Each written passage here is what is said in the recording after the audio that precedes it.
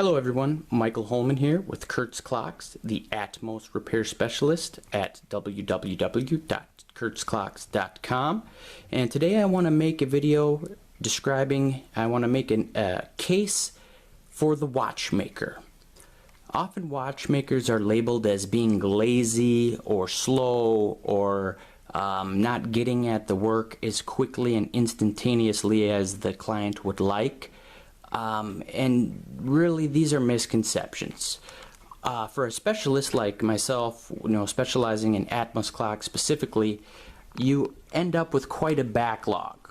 These are all clocks that I still have yet to touch. I haven't serviced them yet, and I serviced them in the order that they received. And so that takes time. Another thing is, when you service a clock and you get it running again, you'd like to observe it for at least one winding period. Now, an 8-day clock, the winding period is 8 days.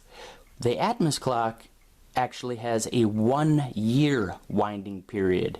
So I don't continue to hold it for the entire year, but it's important for me to hold it for a few weeks just to observe the timekeeping.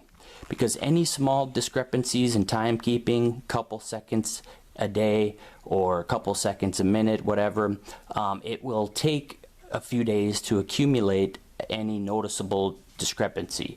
So that's part of the reason why it takes, quite a while, beyond the fact that, there's quite a big backlog here.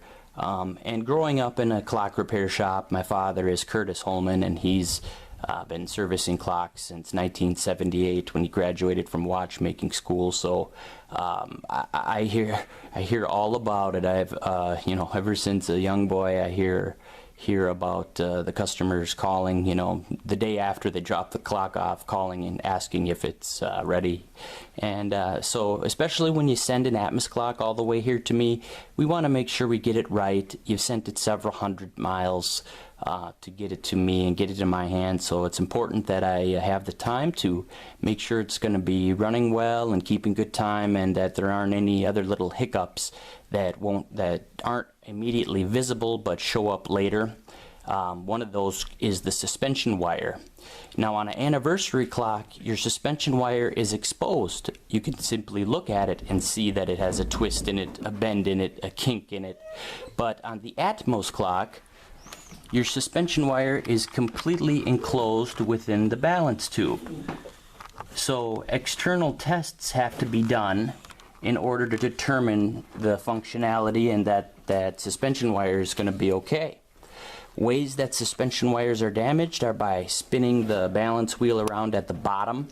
We'll put a kink in it, and once that's kinked, it's never going to function properly again.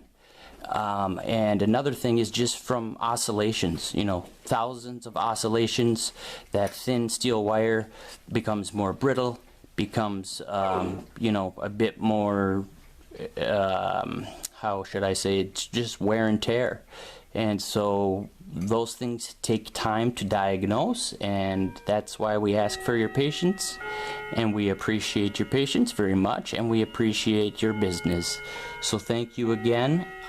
So give your local clockmaker a break if you think he's lazy or if he's slow. And time just it ticks by at its own pace. We can't make it go any faster, and we can't make it go any slower. At least I can't tell you that. If I tell you, I'd have to, just kidding, bad joke. Anyway, thanks for watching the videos. Thank you for subscribing, liking, and checking out all of our content. Take care and have a good day. Bye-bye.